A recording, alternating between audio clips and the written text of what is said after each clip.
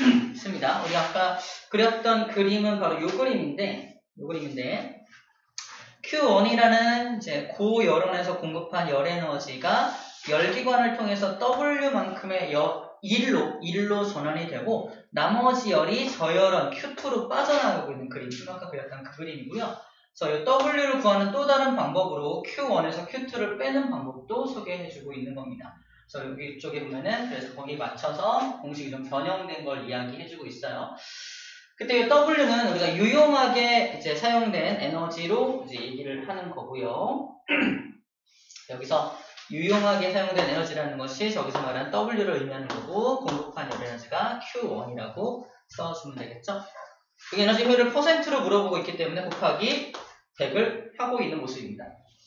네, %라고 안 나와 있으면 100을 곱하지 않아요. 다시 강조하지만 100을 곱하지 않고 얘기합니다.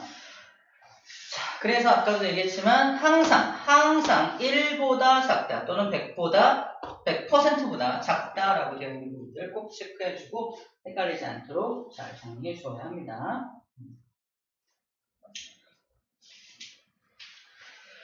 자, 열기관이 한 1, 열효율 또 %로 물어보고 있습니다. 그래서 Q1이라는 열을 공급하면 한 1, W를 써주게 되고요. 곱하기 100을 한다는 말 여기서 다시 한번 똑같은 말을 계속 반복하고 있는 부분이고요. 여기는 안 나와 있는데 이 열기관의 효율이 거의 100%에 거의 가까운 열기관이 있어요. 거의 가까운 열기관. 우리 현실 세계에는 없습니다. 근데 거의 가깝게 모델링을 해놨다 할까요? 우리 이상적으로 자 이런 열기관을 만들자라고 모델링을 해놓은 그런 열기관의 이름이 있는데 그 열기관의 이름이 카르노 기관이에요. 카르노 기관. 그 열기관의 효율이 거의 100%에 가깝게 모델링을 해서 만들어 놓은 우리 이상이 되는 기관입니다. 카르노 기관이라는 말을 써요. 저희 카르노 기관이라는 말을 듣고서 너무 어렵게 생각하지 말고요. 그냥 이상적인 모델링 해놓은 거다. 우리 저걸 만들기 위해서 노력하는 거다라는 정도로만 생각해주면 되고요. 이 용어를 아냐 모르냐가 또 우리의 자신감의 또 차이를 만들기 때문에 잠깐 소개해준 겁니다. 별거 아니다 이런 얘기를 하고 있는 거예요. 자, 이상적인 열기관을 카르노 기관이라고도 한다. 열기관 얘기 나올 때 항상 나오는 게 그 얘기거든요. 자, 그 얘기를 한 번 더 해보았습니다. 자, 실제 문제를 좀 풀어봅시다. 실제 문제 풀인데요. 자동차 AB가 같은 속력으로 운동할 때 단위 시간당 엔진에 공급되는 에너지와 엔진이 한 2일의 양을 나타낸 것이다. 자, A한테는 150의 에너지가 공급이 됐고요. B한테는 120만 공급을 했네요. 그 중에서 엔진이 한 1에는 30이고 얘는 30, 똑같이 31이네요. 딱 봐도 B가 더 효율적일 것 같죠? 에너지를 적게 공급받았음에도 불구하고 같은 양의 일을 했으니까 실제로 구해볼게요. 150 중에 30이 유용하게 1로 전환된 거니까 150분의 30 곱하기 100 해서 20%가 A라는 자동차의 열 효율이 되겠고요. B라는 자동차의 열 효율은요. 120 중에서 30이 에너지로 엔진이 한 1로 전환이 됐으니까 25%라는 효율을 보이고 있습니다. 퍼센트 효율이 더 높은 걸로 봐서 B가 더 효율적인 열 효율을 가진 자동차라는 걸 알 수가 있어요. 굳이 공식을 구해보지 않더라도 이 표만 보고도 얘가 더 효율적이겠네 라고 느낌 받을 수 있으면 잘 하고 있는 겁니다. 자, 이렇게 물어봅니다. A, B 중 같은 속력으로 같은 거리를 달릴 때, 자, 좀 다른 표현이야. 같은 속력으로 같은 거리를 달릴 때 연료를 적게 사용하는 건 누굽니까? 열 효율이 좋은 녀석이 연료를 적게 소모하겠죠? 자동차 B가 답이 됩니다. 두 번째, 자동차 A, B 중 같은 양의 연료로 달릴 때 더 먼 거리를 갈 수 있는 것도 열 효율이 좋은 B입니다. 그죠? B가 더 멀리 가겠죠? 같은 내용인데 다 다르게 물어보고 있어요. 세 번째, A, B 중 같은 속력으로 같은 거리를 달릴 때 이산화탄소를 더 적게 배출할 것 같은 자동차도 열 효율이 적은 저 녀석입니다. 다 B에 몰아주고 있네요. 열 효율이 좋은 게 장땡이네요. 엄청 좋네요. 다 적죠? 다 좋죠? 쉬운 내용이다 보니까 여러 가지 용어로, 여러 가지 방법으로 이야기를 이제 물어보고 있습니다. 여러 가지 방법으로 물어보고 있어요. 자, 이것도 봅시다.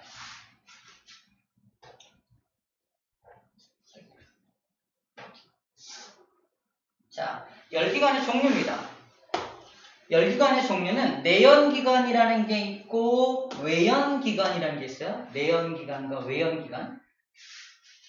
좀 많이 못 들어봤던 표현이죠. 열기관에는 내연기관이 있고 외연기관이 있다. 자, 연료의 연소가 기관의 내부에서 일어나는 게 내연기관, 연소가 외부에서 일어나는 게 외연기관입니다. 다시 말해서 요즘 나오는 자동차들은 다 내연기관이에요. 안쪽 자동차 그 룸 안쪽 본네트 안쪽에서 그 안쪽 엔진 속에서 연료가 들어가고 거기서 그 연료가 폭발 또는 연료가 연소되면서 그 연료가 연소되면서 발생시킨 요 힘을 피스톤 운동을 요 동력 돌아가는 운동으로 전환시키는 겁니다. 쉽게 말해서 연료가 연소되는 곳이 안에 있으면 내연기관. 근데 연료가 연소되는 곳이 밖에 있는 거 지금은 안 씁니다. 여기 나와 있듯이 증기기관이 그러했어요. 옛날에 증기기관차 보면은 여러분들 본 적 없겠다. 석탄을 잔뜩 쌓아놓고 삽으로 계속 어딘가에 석탄을 막 집어넣으면서 그 증기기관차가 계속 달리는 모습을 볼 수가 있는데 그 증기기관 그 연료를 밖에서 이렇게 연료를 공급을 하고 거기서 떼어가지고 바로 그 위에서 물을 끓여가지고 바퀴를 돌리고 있는 거거든. 그래서 연료 연소되는 곳이 바깥에 있는 것이 외연기관입니다. 지금 외연기관을 잘 안 쓰고 내연기관을 더 많이 씁니다. 그 이유는 뭐냐면 단순해요. 열 효율이 얘가 훨씬 더 높기 때문입니다. 쌤이 기억하기로 말도 안 되게 낮았어. 5%? 이 증기기관의 열 효율이 얼마냐면 5%? 3%? 뭐 이랬어요. 그러니까 화석 연료 100을 떼면 한 3 정도가 이제 운동 에너지로 전환되는 그 정도 열 효율인 거로 알고 있습니다. 지금 근데 무려 26이었나봐. 26까지 올라왔잖아. 이렇게 바꾼 것만으로도 굉장히 높은 열 효율의 발전이 있었다라고 보면 되겠습니다. 여기 나와 있네요. 쌤이 써줬던 게 여기 나와 있습니다. 열 효율이 100%가 되는 건 왜 존재할 수 없냐? 써놨죠? 연력학 제2법칙 때문이다 라고 써 있는데 좀 더 자세하게 쓰면 연력학 제2법칙이란 쉽게 말하면 고온에서 열은 항상 고온에서 저온으로만 가기 때문에 저온으로 간 녀석은 날아가 버립니다. 그래서 계속해서 고온에서 저온으로 가기 때문에 저온으로 손실되는 열이 있을 수밖에 없다. 뭐 이런 얘기예요. 약간 이미지적으로 이렇습니다. 내가 열기관이에요. Q1의 열을 막 빡 공급받았어요. 여기는 엄청 뜨겁잖아. 여기가 뜨겁다는 건 상대적으로 바깥쪽은 다 차갑다는 겁니다. 그러면 기본적으로 열은 바깥에 차가워서 슬슬슬 열이 이미 빠져나가기 시작해요. 이미 밖으로 빠져나가기 시작합니다. 무조건. 왜? 무슨 법칙 때문에? 그게 연력학 제2법칙이에요. 열은 항상 고온에서 저온으로 호시탐탐 나가려고 노력하기 때문에 항상 자기보다 낮은 온도를 가진 놈을 만나면 무조건 나가려고 해요. 그러므로 열 효율이 100%가 절대 나올 수가 없지. 이미 열기관이 뜨겁다는 것 자체가 열 효율 100%는 이미 망한 거야. 이미 열은 빠져나오고 있으니까. 이해됩니까? 자, 그래서 우리는 에너지를 효율적으로 이용해야 하는데 마지막 6번입니다. 6번. 개발된 여러 가지 장치들을 소개해 줄 거예요. 개발된 여러 가지 장치. 첫 번째 장치가 하이브리드 자동차입니다. 자, 봐봐. 이 하이브리드가 뭐냐면 용어 자체가 하이브리드라는 말 많이 들어봤죠. 하이브리드가 교작. 사전적 의미가 교작. 잡종. 막 이런 뜻이에요. 교작, 잡종. 하이브리드 자동차는 잡종 자동차예요. 왜 잡종이냐면 하이브리드 자동차 안에는 엔진도 들어있고 모터도 들어있어요. 이런 말 써요. 쌤은 심장이 몇 개야? 1개잖아. 얘는 심장이 2개. 다시 말해서 동력장치가 2개가 들어있다는 얘기예요. 쌤이 끄는 자동차는 경유 자동차이기 때문에 엔진으로만 가거든요. 디젤 엔진으로만 가거든요. 엔진으로만. 근데 하이브리드 자동차 안에는 엔진 말고도 뭐가 있다? 모터가 달려. 모터. 전동기. 전기를 걸어주면 윙 돌아가는 거 있잖아. 그게 달려있다는 거야. 그럼 두 개를 가지고 뭐 하냐? 이런 거 간단히 말하면 이렇습니다. 처음에 연료를 주입을 해요. 쌤이 똑같이 쌤 자동차랑 하이브리드 자동차랑 똑같이 연료 100을 공급을 해요.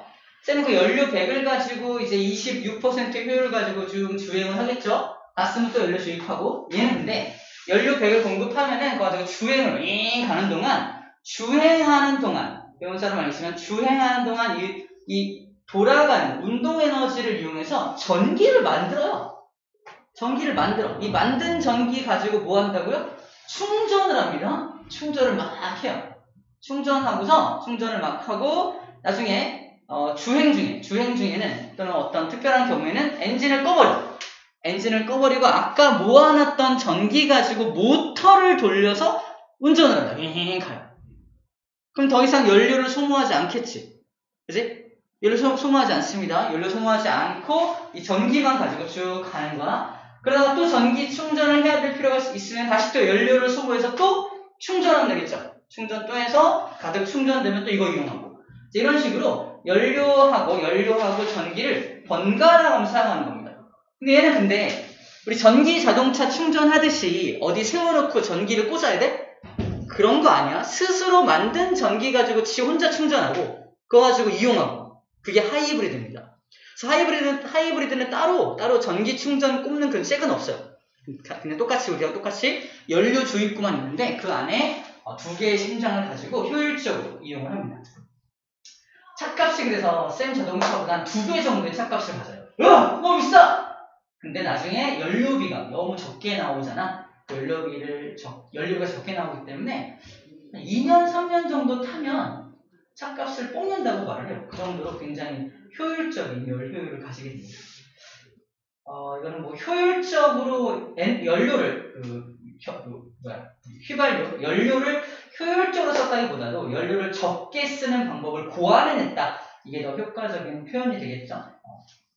정리해볼게요. 하이브리드 자동차. 여기 엔진이 있고 배터리 있죠. 전기 모터 있죠. 모터와 엔진을 둘 다 가지고 있다는 말이 이 말입니다. 두 개의 심장을 갖고 있고요. 연료 탱크와 배터리를 갖고 있어요. 연료 탱크는 엔진을 돌릴 거고요. 배터리는 모터를 돌리겠죠. 이렇게 둘 다 가지고 있는 게 하이브리드 자동차의 구조입니다.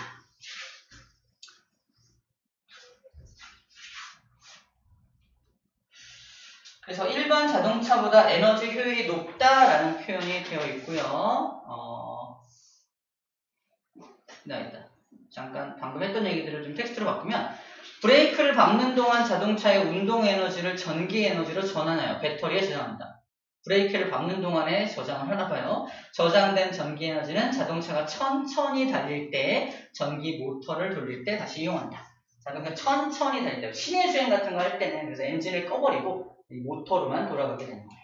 모터로 돌아가면 그 배기가스 안 나오는 거 알죠? 그래서 시내 주행할 때는 이제 모터로만 하기 때문에 또 좀 더 우리 도시 입장에서는 환경 오염도 줄일 수 있는 그런 자동차라고 생각할 수 있습니다. 환경 문제 해결에도 도움이 된다 나와있죠? 환경 문제 해결에도 도움이 된다. 그 얘기가 배기가스를 좀 덜 방출하기 때문에 그렇게 말할 수 있겠네요. 하이브리드란 말 나와있네요. 하이브리드는 2개 이상의 요소가 합쳐져 있다, 교잡되어 있다 이 뜻이죠. 2가지 이상의 요소를 접목한 것을 하이브리드라고 불러준다라는 용어에 대한 내용도 첨부가 되어 있습니다. 자, 또 뭐가 있냐면요. 조명기구인데요. 첫 번째 요 등은요. 백열등으로서 누가 만든 거냐면 애가 만든 거예요. 에디슨 아저씨가 만든 거예요. 에디슨 아저씨가 저 백열등을 처음 만들었을 때 우리가 등을 통해서 얻고자 하는 에너지는 빛에너지거든요. 근데 저 백열전구의 구조는 저 빛을 내기 위해서 먼저 필라멘트 있죠. 필라멘트에 전기를 공급해서 필라멘트가 빨갛게 막 달아올라요. 열이 엄청납니다. 그 열을 이용해서 그 열 때문에 이 안에 들어있는 방전기체가 방전현상을 일으켜서 빛을 내는 구조로 되어 있어요. 다시 말해서 백열등은 빛을 얻기 위해서 열을 먼저 내야 한다는 거예요. 열을 내서 그 열을 가지고 빛을 낸다는 뜻이거든요. 근데 우리가 원하는 건 빛이잖아. 그래서 얘는 좀 덜 효율적입니다. 우리 입장에서는. 그래서 열 효율이 몇 %야? 5에서 10% 효율밖에 안 나타나. 그래서 전기를 100을 공급하면 5에서 10 정도만 비대에너지로 전환이 되고 나머지는 다 날아가 버린다는 얘기입니다. 되게 비효율적이죠?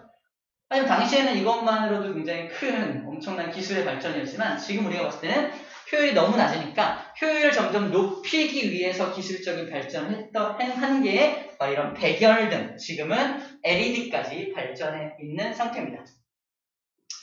자, 형광등, 에너지율 21%. 아직도 형광등 쓰는 집들 많이 있죠? 형광등.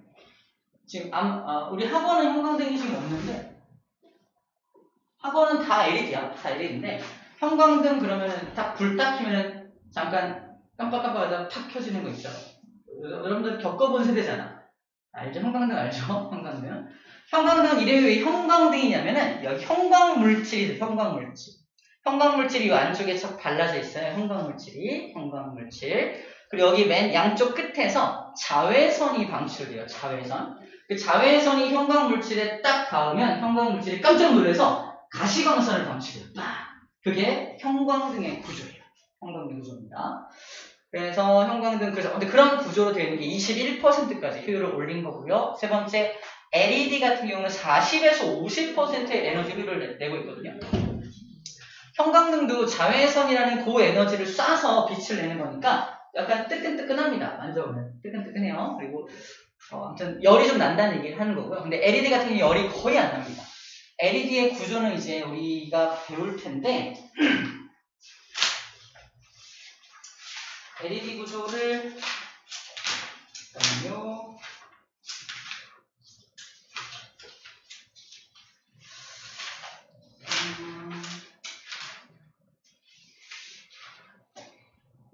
우리 LED 구조 배웁니다. 360쪽 정도 배울 때 태양광 발전 이런 거 배울 때 LED까지 함께 배울 수 있을 것 같아요. LED. 그리고 우리 옛날에 신소재 배울 때 LED 한번 하지 않았나? 그치? 신소재 배울 때 반도체 할 때 LED 얘기 잠깐 나왔던 것 같은데 아무튼 뒤에서 배울 때 LED가 왜 열이 안 나는지에 대해서 다시 한번 설명하는 시간이 있을 것 같아요. 어쨌든 에너지 효율이 훨씬 높아졌죠. 얘 5%하고 가장 높은 50%를 비교한다면 10배 차이 나죠. 10배. 10배 에너지 효율이 높아졌다는 뜻입니다. 이건 다른 말로 뭐라고 표현할 수 있냐면 전기 요금이 10분의 1로 줄어들었다고 말할 수도 있습니다. 전기 요금이 10분의 1로 줄어들었다. 그래서 LED 교체 공사를 할 때 굉장히 많은 돈이 들지만 마찬가지 아까 하이브리드랑 마찬가지로 얘로 교체할 때 굉장히 많은 초기 시설비가 많이 들지만 곧 전기요금이 너무 낮게 나오기 때문에 곧 시설비를 뽑아낼 수 있다. 많이들 교체하는 추세다. 그리고 새로 짓는 아파트는 다 이거로 다 작업들을 하고 있습니다. 쉽게 말하면 LED는 반도체예요. 반도체를 이용해서 등을 만든 겁니다. 반도체예요. 자, 이렇게 기술적인 발전에 대한 얘기를 했고요. 기술적 발전 말고 사람들의 인식을 바꿔서 에너지를 효율적으로 이용하고자 하는 아이디어가 나오게 되는데 그 아이디어가 이겁니다. 자, 체크할 부분이 이거는 기술 발전은 아니야. 그냥 유도입니다. 에너지 절약을 유도하는 거. 사람들한테. 인식의 전환을 통해서 에너지 전환을 유도하는 겁니다. 왠지 여기 1에 화살표가 있으면 내 세탁기를 사러 갔어. 얘는 1에 체크돼 있고 얘는 2에 체크돼 있네. 가격 비슷한데 뭘 사지?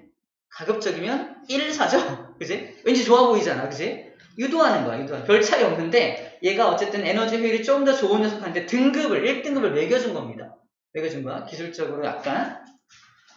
그래서 사람들한테 좀 더 좋은 에너지 효율이 좋은 제품을 선택하도록 이런 표딱지를 붙여놓은 거지.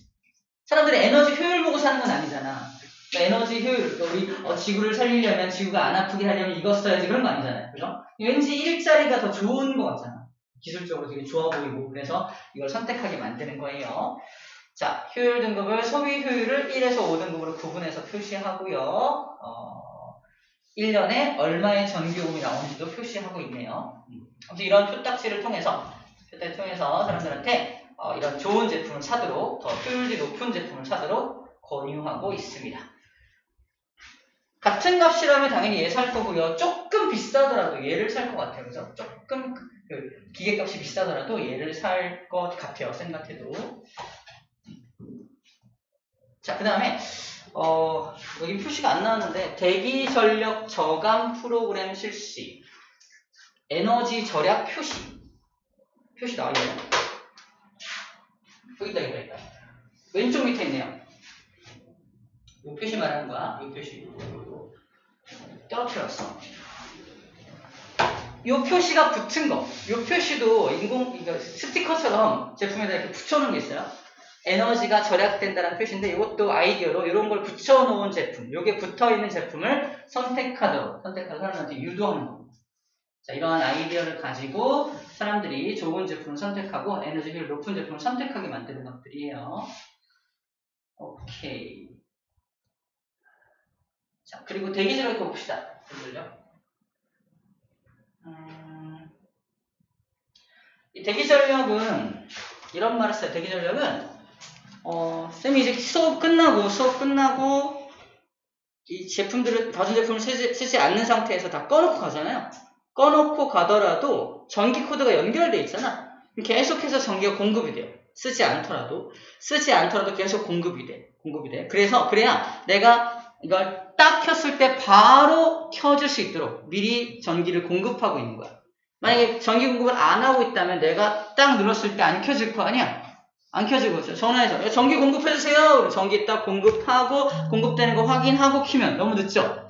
그럴까봐 한국전력이라는 곳에서 미리 서비스 차원에서 미리 전기를 막 공급하고 있어. 언제 전원을 켜실지 모르니까 전기를 미리 공급하고 있는 거야. 그러다 보니까 어쩔 수 없이 이 가전제품의 입장에서는 쓸데없는 전기가 공급되고 있잖아. 근데 가전제품 안에도 다 이렇게 전선으로 돼 있어. 전선은 기본적으로 전기가 공급되면 전선의 저항 때문에 전기 에너지가 열 에너지로 소모가 돼요. 즉 켜져 있지 않더라도 계속해서 이 안에서 전기가 소모되고 있다는 겁니다. 그래서 내가 아무것도 안 쓰고 한 달 동안 여행 갔다 오더라도 이 가전제품들이 그렇게 대기전력으로 소모한 것으로 전기요금을 내야 돼. 2만원, 3만원에서 내야 됩니다. 깜짝 놀랐어. 이거 돈 내가 왜 내야 돼요? 나 한 달 동안 여행 갔다 왔는데. 그럼 한국전력에서 저희가 서비스 차원에서 미리 넣어드린 게 있어요. 돈 내세요. 강도죠, 그지? 강도지. 난 쓴 적도 없는데 발라드니까. 자, 그걸 차단하려면 어떻게 해야 돼? 아예 이런 멀티탭을 이용해서 아예 대기전력을 차단해버리는 그런 방법을 쓸 수가 있겠죠? 또는 전체적으로 집에 전기가 들어오지 않도록 완전 차단하는 시스템이 있습니다. 그런 것들을 이용해서 하면 돼요. 자, 그래서 대기전력이란 말은 그래서 특강 때는 잠깐 얘기했었는데, 전기 흡혈기라고 표현해요. 전기 흡혈기. 그래서 모든 가전제품은 기본적으로 전기 흡혈기야. 안 쓰더라도 전기를 먹고 있어요. 피를 빨아먹듯이 계속 전기를 빨아먹고 있는 거야. 그래서 전기 흡혈기라고 표현합니다. 전원을 끈 상태에서 전기 제품이 소비하는 전력을 대기전력이라고 불러주고요. 플러그만 꽂혀 있어도 대기전력이 소모가 된다. 그래서 봐봐. 손실되는 전력은 전체 소비 전력의 우와 엄청 높아요. 6에서 11%가 대기전력으로 소모됩니다.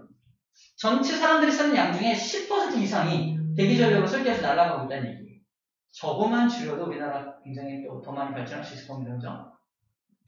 우리들의 의식이 중요해요. 대기전력을 최대한 없애기 위한 노력들을 해주어야 합니다. 자, 어쨌든 그것도 인식의 변화를 좀 초래해야 한다는 얘기고요. 자, 그 다음에 시험에 나오거나 또는 2학기 때 거의 다 할 거야. 거의 모든 학교가 수행평가 볼 때 이거로 수행평가 주제입니다. 에너지 제로 하우스 만들기. 내가 집을 짓는다면 어떻게 하면 최대한의 효율로 에너지를 가장 효율적으로 활용할 수 있는 그런 집을 지을 수 있을까요? 아이디어를 한번 내보세요. 이게 이제 수행평가 제 주제예요. 재밌을 것 같잖아요. 지금 다들 고개를 젓었군요. 자, 지금 아이디어를 얻어봅시다. 여기다가 책에 나온 거 외에 추가적인 아이디어를 더 얹을 수 있다면 나 같으면 무조건 만점 줄 것 같아요. 근데 이건 기본으로 갖고 가는 부분이니까 기본 갖고 가는 걸 미리 알고 있으면 아마 이제 다니면서 보다 보면 이걸 알고 있는 사람들은 또 다른 게 또 보이거든요. 저렇게 하면 더 에너지를 효율적으로 쓸 수 있겠네? 이런 걸 볼 수 있게끔 미리 좀 배운다 생각하면 될 것 같아요. 첫 번째, 에너지 제로 하우스. 에너지 제로 하우스의 일단 정의는요, 필요한 에너지를 화석 연료가 아닌 다른 곳으로부터 에너지를 얻고 그리고 내가 얻은 에너지를 최대한 효율적으로 쓰며 밖으로 나가는 에너지별로 없도록 만들면 제일 좋겠죠. 그지? 그래서 재생 에너지를 통해서 얻고 그리고 외부와의 열 출입을 차단합니다. 외부로 밖으로 열이 나가지 않게 만드는 거야. 최대한 밖으로 빠져나가지 않고 내가 또 화석 연료나 이런 공해를 유발하는 또는 언젠간 사라질 그런 지속 가능하지 못한 그런 연료를 이용하지 않고 지속 가능한 연료를 이용해서 에너지 얻는 것들 그런 것들이 이제 포인트가 돼요. 자, 하나씩 봅시다. 첫 번째, 지붕. 뭘 설치한다? 태양광 발전기를 설치한다. 태양광 발전기는 태양광. 자, 체크할까? 태양광이라는 표현과 태양열이라는 표현으로 여러분들을 낚시질 할 수 있습니다. 태양광 발전이야. 네, 선생님이 살짝 바꿔서 야, 지붕에다가 태양열 발전 설치해야 되지? 이럴 수 있어요. 태양열 발전은 절대 설치 못합니다. 태양열 발전은 뭐냐면서요. 태양열 발전은 태양열을 모아서 물을 끓여요. 물을 끓인 수증기를 또 고압으로 칙 쏴가지고 터빈 돌려서 만드는 게 태양열 발전이야. 우리 지붕에서 누가 할 수 있을까? 지붕에서 물 끓이고 있고 막 쏘고 있고 막 터빈 막 돌아가 이런 거 아니죠? 그죠? 그냥 태양 전지판 이 판 하나만 있으면 자동으로 전기가 만들어지는 거거든. 그건 태양광 발전이에요. 태양광 빛을 이용하는 뜻이고 태양열은 열을 이용하는 뜻입니다. 우리는 빛을 이용해서 전기를 만드는 걸 말하는 겁니다. 태양열 발전과는 다르다는 건 첫 번째 체크해 주시고요. 그럼 태양열 지별판이에요. 지별판. 이건 또 달라요. 완전 헷갈리죠. 태양열 지별판은 뭐냐면 태양열을 이용하긴 이용해요. 근데 물을 끓이진 않습니다. 태양열을 모아서 집 안으로 그 열을 끌어들여서 물을 데워요. 물을 데워. 그 보일러로 물을 데우는 게 아니라 낮에 모아둔 태양열을 가지고 물을 데워서 목욕물로 쓰는 거예요. 그러니까 집에 따뜻한 물 필요하잖아. 그 따뜻한 물을 태양열로 데워서 쓰는 겁니다. 자, 보일러는 무슨 열로 이용하는 거? 보일러는 가스 이용해. 가스, 도시가스. 가스를 써서 이제 물의 온도를 올리는 거잖아. 어쨌든 그것도 화석 연료를 이용하는 거니까 태양열을 이용해서 물을 데울 수 있다면 좋겠죠.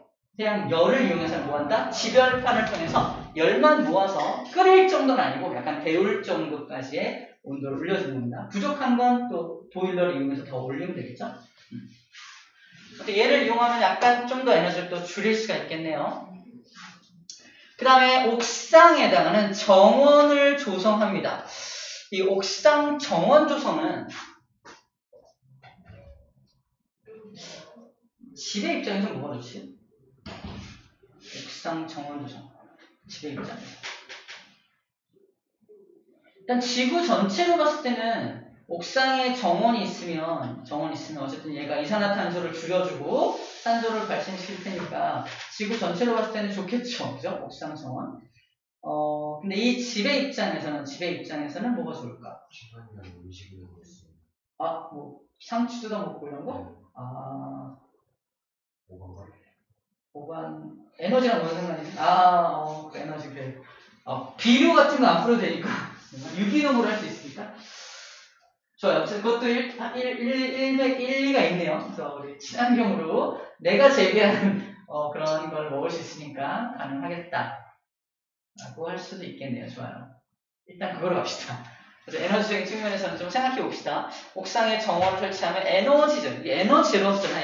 에너지 제로하우스.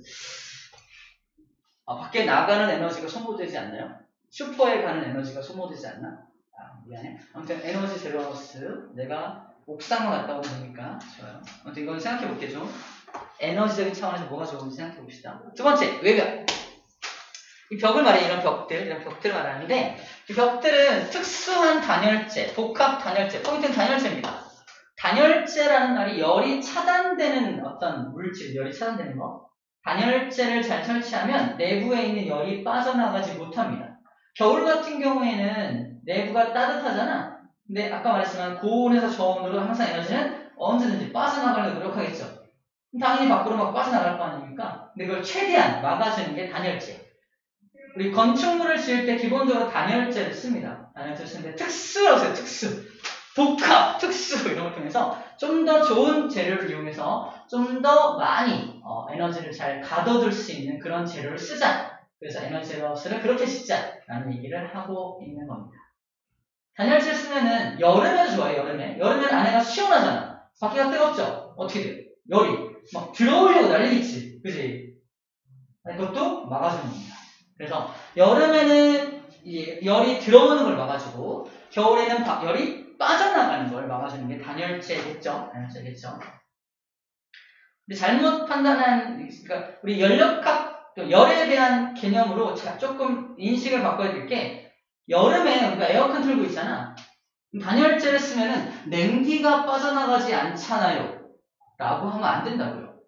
냉기는 열의 이동에 대한 얘기를 해야 되는 거지. 냉기가 무슨 열이야? 그래서 냉기가 빠져나가지 않게끔 단열재를 설치하는 게 아니라 여름에는 밖에서 안으로 열이 들어오지 못하게끔 단열재를 설치한다는 거야. 냉기라고 하는 개념은 사실 좀 애매해요. 냉기가 안 빠져나가게 하는 건 연력학 법칙에서는 쓰지 않는 표현이야. 그래서 열 에너지 차원에서 얘기를 해줘야 됩니다. 아까 얘기한 대로. 자, 세 번째, 바닥. 이 바닥인데, 바닥에 뭐가 있냐? 아하, 지열발전. 일본인가 봐요. 우리 바닥에 지열인데요? 지열발전. 혹시라도 우리 집 밑에가 좀 뜨끈뜨끈한 열이 나오는 곳이라면 그 지열을 이용해서 지열을 끌어와서 물을 데우거나, 그죠? 지열을 끌어와서 난방에 이용하거나 할 수 있겠죠. 그 얘기를 하고 있습니다. 특수한 지역에 한정되어 있지만 어떻게 깊이 있는 곳까지 뚫을 수 있다면 가능할 수도 있겠네요. 외핵 정도, 뭐가다. 아무튼 지열을 이용해서 에너지 제로하우스를 지으면 좋겠다. 뭐 이상적인 내용 같아요. 빗물 저장소를 설치한다. 빗물 보이나요? 어디서 빗물이? 안 보이는데? 안 보이죠? 아무튼 만약에 빗물 저장소를 바닥에다 설치하면 수돗물을 계속 끌어와가지고 새로운 물을 이용하는 게 아니라 자연에서 내린 빗물을 모아뒀다가 그걸 이용해서 뭐 잔디를 키우거나 빗물을 이용해서 화장실 물을 이용하거나 뭐 이렇게 우리가 쓰긴 좀 그렇지만, 그죠? 먹긴 좀 그렇지만 그런 중수라는 개념으로 이용할 수 있겠다라는 얘기를 하고 있는 것 같아요. 그래서 최대한 에너지를 또는 자원을 효율적으로 활용하자는 차원에서 빗물 저장소를 설치한다. 그리고 잔디 심기. 이것도 잔디 심기도 얘랑 비슷한 거죠. 옥상 정원과 비슷하게 바닥에 잔디를 심으면 슈퍼에 가지 않아도 잔디로 빈대떡 같은 거 해먹을 수 있겠죠. 아닌가? 인간이고요. 근데 잔디도 똑같이 이산화탄소를 좀 저감시키는 그런 차원으로 이해해 주면 되겠네요. 잔디, 좋아요, 잔디.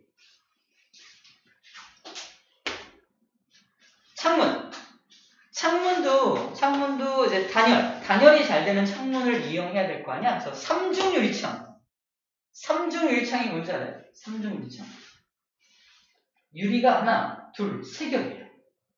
기본적인 유리 이거 몇 겹인지 알아요? 대부분의 유리는 두 겹이에요, 두 겹을 했어요. 한 겹이면 잘 깨지기도 하지만, 몰랐어? 두 겹이에요, 두 겹. 그래서 첫 번째 유리하고 두 번째 유리 사이에 첫 번째 유리와 두 번째 유리 사이에 요만큼의 간격이 있어요. 간격이 있습니다. 이 간격 안에 뭐가 들어있는지 알아요?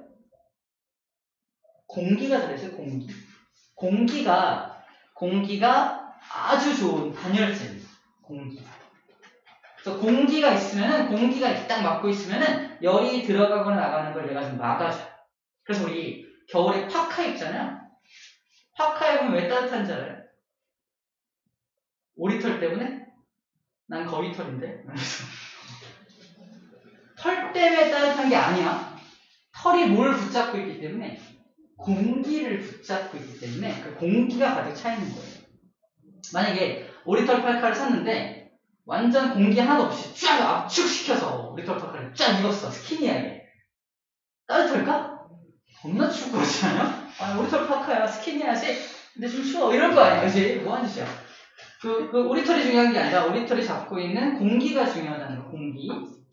공기가 단열재의 아주 기본적인 내용입니다. 그래서 우리 겨울에 덮는 이불도 속이불 같은 거, 속이불, 이렇게 두꺼운 이불 덮는 게 두꺼워야 따뜻한 게 아니라 두꺼우면 그 안에 뭐가 많이 차있다? 공기가 많이 차있기 때문에 따뜻한 겁니다. 그래서 저는 이거 스키니하게 쫙 압축시켜서 속이불 압축 쫙 세요. 덮고 있으면 추울 수 있어요. 그래서 솜이라고 다 좋은 게 아니라는 거 이게 하고 있는 겁니다. 공기가 되게 중요한 거라 3중 유리창이면 이게 3중이니까 공기층이 2층 있어요. 공기가 한 층, 2층 있으니까 훨씬 더 효율적인 단열 역할을 수행할 수가 있겠죠. 그래서 3중 유리창을 쓴다. 그럼 재료비는 많이 들겠네요. 돈은 좀 많이 들겠지만 단열 효과는 굉장히 잘 볼 수가 있겠네요.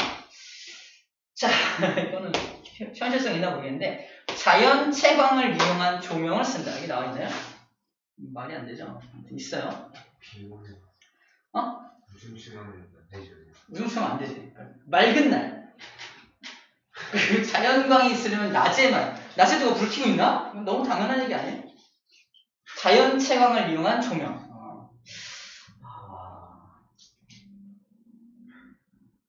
이런 게 이게 맞는지 모르겠는데 창문이 없는 집 있어요? 이런 집은 아니겠죠. 근데 아프리카나 막 되게 못 사는 지역에 창문을 내면 뭐 이제 거기를 뭐 벌레가 들어오거나 그래서 막 이렇게 깜깜하게 창문 없이 짓는 집이 있습니다. 땅 밑에 이게 땅이야. 땅 밑에 이만큼 파가지고 이렇게 져가지고 집을 이렇게 오고 이렇게 사는 사람도 있어요. 이래 들어가나? 그래서 이렇게 사는데 창문이 땅 속에가 창문 낼 수가 없겠지. 그치? 이런 경우에는 안에는 깜깜할 거 아니야? 그때 어떻게 하냐면, 이거는 그냥 참고로만 들어요. 페트병에 물을 집어넣어서 여기다 박아놔요. 이렇게. 이딴 식으로. 보여? 그럼 밖에서 태양빛이 여기로 이렇게 들어올 거 아니야? 페트병에 있는 물 때문에 산란돼서 이렇게 환하게 밝혀진대. 이게 자연 조명인데. 약간, 뭐라 해야지? 그 지역에서만 활용되는 기술? 까먹었다. 아무튼 그런 기술인데 아마 이런 걸 비슷하게 좀 이렇게 자연빛을 좀 이용해. 괜히 전기 에너지 써서 등 키지 말고 이런 걸 써. 이런 얘기 같아요. 그래서 여기 보면은 자연 채광을 이용한 조명. 도저히 상상이 잘 안 되는데 아마 이런 것들을 조금 착안해서 써놓은 게 아닐까라는 생각이 듭니다. 좀 애매한 것들이 많아요. 자, 스마트 제어 기술을 이용한 환기 시스템. 환기하려면 창문 열어야 될 거 아니야? 그치? 창문 열면은 그동안 단열 때문에 단열재 겁나 비싼 거 쓰고 3중 유리창으로 막 단열이 왔는데 환기만 한다고 창문 빡 열면 막 열 다 나가고 막 이럴 거 아니에요? 그죠? 겨울 같은 경우는. 그래서 창문을 아무 때나 사람들이 열게 하지 않고 자동으로 뭔가 가득 찼을 때만 잠깐 팍 내보내고 갑자기 팍 내보내고 딱 끊고 이런 것들 얘기하는 거예요. 스마트하게 환기를 통해서 빠져나가는 열이 없도록, 들어오는 열이 없도록 단열 효과를 극대화시킬 수 있는 환기 시스템을 얘기하는 것 같아요. 쌤 집에도 있어. 쌤 집에 뭐가 있냐면 이 구석탱이에 이렇게 막 무슨 연통 같은 게 있는데 우리 이렇게 월패드에 뭘 딱 누르면 자동 환기 시스템 누르면은 붕 소리 나면서 바람 같은 거 안 부는데 뭔가 이렇게 뭐가 공기가 도는 것 같은 그런 게 있습니다. 그래서 아마 그런 걸 얘기하는 거 아닐까? 그래요. 그런 게 있어요. 너무 스마트해서 모르겠다. 자, 단열자재 채광 설비, 냉난방, 그리고 여기 건물 내 에너지 공급 및 이용 현황, 실시간 모니터링 시스템, 폐열을 활용한다.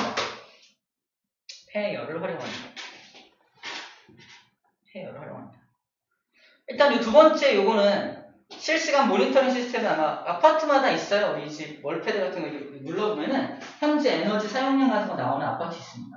새로 지은 아파트들이 있는데 그런 것들 우리 집에도 이제 좀 오래된 집이라도 설치할 수 있거든요. 그런 걸 설치하느라 돈이 많이 들겠죠. 근데 그런 걸 처음에 집 지을 때 현재 내가 쓰고 있는 에너지 양이 얼마인지를 눈으로 보고 있다면 뭐라도 하나 뜨겠죠. 야, 지금 시간당 전기 사용량이 2000이 넘어? 야, 무슨 꺼? 이렇게 될 거 아니야? 그래서 눈으로 보여주는 거, 사람들한테 보여주는 거. 그런 걸 통해서 인식의 변화를 초래하는 게 두 번째 내용이고요.